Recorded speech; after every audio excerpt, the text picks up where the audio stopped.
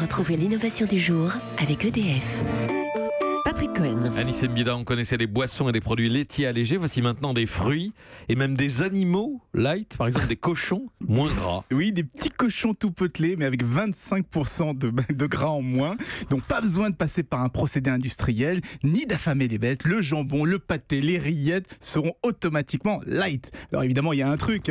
Une fois de plus, c'est grâce à la technologie CRISPR dont je vous parle souvent. Vous vous souvenez, c'est celle qui permet d'éditer très précisément les gènes. Et bien là, en l'occurrence, on a modifié un gène du cochon pour lui permettre de brûler ses graisses quand il cherche à se réchauffer, parce que les cochons sont les rares mammifères à ne pas réguler leur température en brûlant les graisses. C'est aussi pour ça qu'ils sont bien gras. Voici donc des cochons maigres. Après les OGM, les animaux génétiquement modifiés, on va les retrouver dans nos assiettes alors? Non, il y a peu de chance. La réglementation européenne est très claire. Interdiction totale d'élever, d'importer ou même d'utiliser ces AGM, ces animaux génétiquement modifiés, dans les recettes. Ce sont des chercheurs chinois qui sont à l'origine des porcelets allégés. Donc peut-être qu'un jour on les retrouvera dans les boucheries chinoises, mais en Europe ça sera difficile. En revanche, on verra bientôt des fruits allégés dans nos assiettes, parce que depuis quelques jours, en Espagne, on commercialise, tenez-vous bien, des bananes et des avocats light. C'est le résultat là aussi d'une manipulation génétique? Non, on est en Europe, donc c'est interdit. Les OGM sont très encadrés. Non, ils ont utilisé une méthode traditionnelle, croiser des espèces qui produisent le moins de gras, ce qui permet d'avoir par exemple des avocats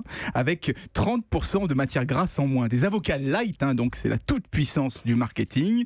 Donc oui, ça arrive, que ce soit par croisement ou par manipulation génétique, il faut s'attendre à voir de plus en plus d'aliments étiquetés light, mais dès la cueillette et l'élevage.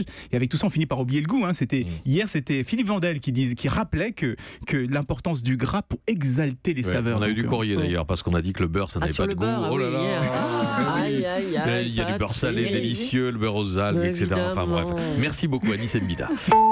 Europe 1.